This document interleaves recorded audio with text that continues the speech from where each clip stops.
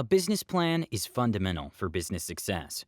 Just like you need goals and direction to succeed in life, you need a game plan to succeed in business.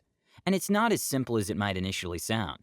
It's not just about setting goals of what you want to achieve. You actually have to back up all your claims with real data and statistics, strategize for the future, and predict eventual crisis as accurately as possible. Usually, a business plan is presented to banks and investors to convince them to invest. For example, let's imagine that you want to launch a startup. You plan to create an app that restaurants can use to organize their orders, receive payments, and make reservations. In order to develop, launch, and market the app, you need a bunch of money. The average startup costs range from $10,000 to $125,000 for equipment, which is probably the biggest cost. Then, there are many other expenses, like office space, employees, consultants, developers, accountants, taxes, incorporation fees, and so much more. To make it quick, let's pretend that your startup needs $125,000 in total to get started. If you don't have all that money, or you don't want to use your own money, you need to get that money. How? There are many ways to go about this. You could get a bank loan. Give equity in exchange for money, similar to what they do in Shark Tank. Join a startup incubator or accelerator, and so on. Now, whichever you choose, you need to sell people your vision. First of all, no one's going to give you money for free. If you're looking for investors, they're probably going to ask you for equity. If you're going to talk with a bank, they're going to give you an interest rate, and so forth. And obviously, they definitely aren't going to give you their money if you don't have a good idea and a strategy. So, you need a business plan for your app in order to sell it to potential investors, banks, and so on. In today's video, I'm going to teach you how you can develop a strategic business plan that will, first of all, help you achieve your business goals. But it will also show people that you know what you're doing, because at the end of the day, a plan that's backed up by research and facts is very compelling. Step 1. Define your vision with precision. Your vision is what generates all the goals and strategies. To develop a game plan, you need to know exactly what you want. So, let's look at the app for restaurants example. Your vision is pretty simple. You want to create an app that will be used by many restaurants, especially busy restaurants in big cities, to help them manage their expenses, orders, and reservations. You want to help them clarify everything, and you want them to have no issues when it comes to organization and clarity. Instead of having people run from one part of the restaurant to the other, you could have an automatic system that they can rely on. You could also implement a POS system. POS stands for point of sale, and it's a tool that can manage transactions, receive payments, create invoices and receipts, and so on. As you can see, I'm already defining with clarity the vision of the startup. But it has to go well beyond this, and it should describe all the aspects with ambition. So, you shouldn't hold anything back while doing this. If there are unrealistic elements in your vision, you can revisit and correct them later. You also need a mission statement. This is basically your opening line, the phrase that you will say over and over and over again. Something like, "We will blank," or "We want to blank." Here's an example. You probably know Tesla, Elon Musk's car company. Their mission statement is, Tesla's mission is to accelerate the world's transition to sustainable energy. You can find it on their website. So now, let's look at a good mission statement. It should define your goals. Again, you shouldn't hold back anything. Just think of what you want to achieve and how fast you want it. Be ambitious and realistic. If something is unachievable, you will redefine it in a later step. For now, focus on what you would really like to happen. Here's an example for the restaurant app. Finish the development of the app by February next year. Have 3 different subscription packages ranging from $1,000 a month to $5,000 a month. Find our first 100 clients by April of next year. And you just keep going. You don't need a lot of details yet. You only need a goal and a deadline, and possibly a number too. Step 2. Research, research, and research some more. This is one of the most important steps. In fact, it's so important that some business people extend it to a couple of steps. For example, there's a business person named Dan Pena, and in his book Your First 100 Million, he puts research twice in his success formula. But why is research so important? Because you need to know the facts before you can act. You need to stay true to what is really possible and what isn't, but still be ambitious. As Elon Musk says, one of the most common mistakes that entrepreneurs make is wishful thinking. Wishful thinking is when you believe in something based on what you would like to be real. Basically, many entrepreneurs and visionaries tend to think that something is real or doable, when in fact it is not.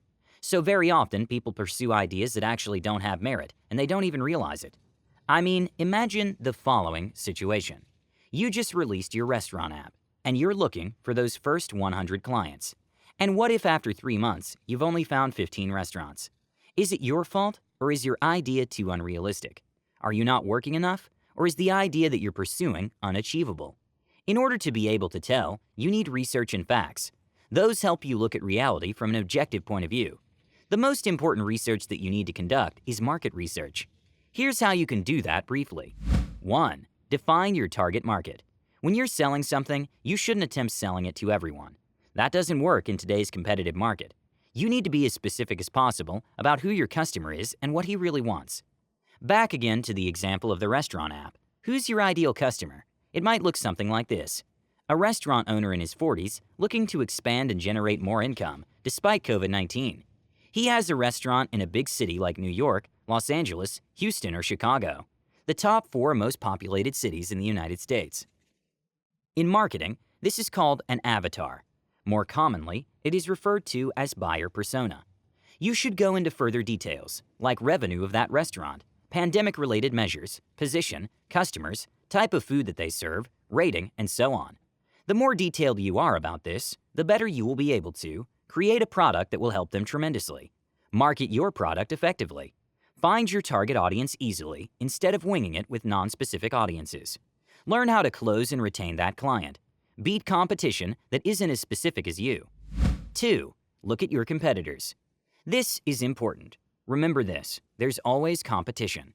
It doesn't matter how innovative you think your product is. There's always some direct or indirect competition. Identifying your competitors isn't as easy as it sounds. Again, everything you do must be backed by facts and research, so you can't just write down your competitors off the top of your mind. It might also not be that easy to know who they are initially. So, here are a couple of ways to get around this. A. Actually ask your prospects and customers. For example, if you're trying to close a restaurant on a subscription to your app, but there's no way you're selling it to them, don't give up. There's still something very valuable that they can give you: information. Ask them what they would choose instead and why they won't purchase. You will probably get to know your direct or indirect competitors and also get other valuable information. B. Use social media platforms. Literally look for services similar to yours and explore their marketing positioning. Everyone, especially in the startup world, has a presence on social media, like Facebook, Instagram, LinkedIn, YouTube. Some might even have websites and more. You can also use the Facebook ad library to see what advertising they are running and figure out a way to do it better. Step 3. Redefine goals. Based on your research, which of your goals is actually achievable and which ones have no merit? Be brutally honest with yourself and also get advice from external sources if needed.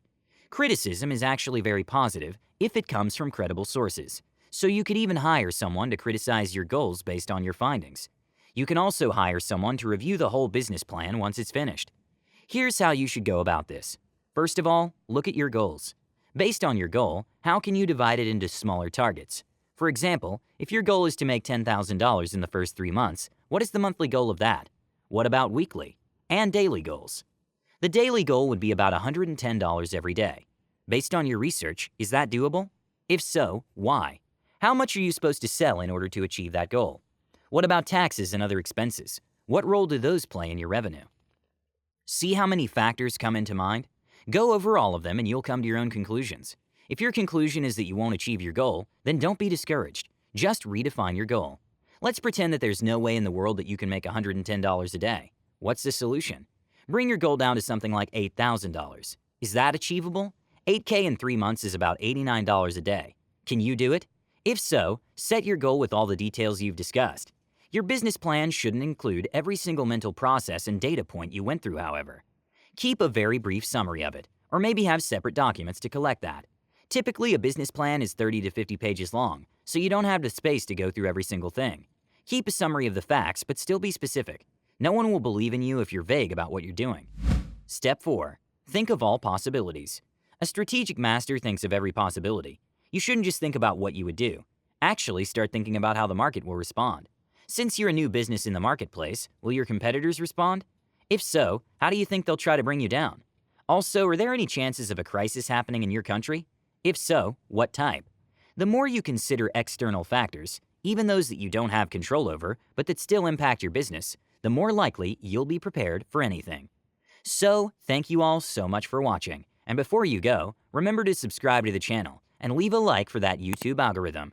With that being said, have a great day and see you all in the next one.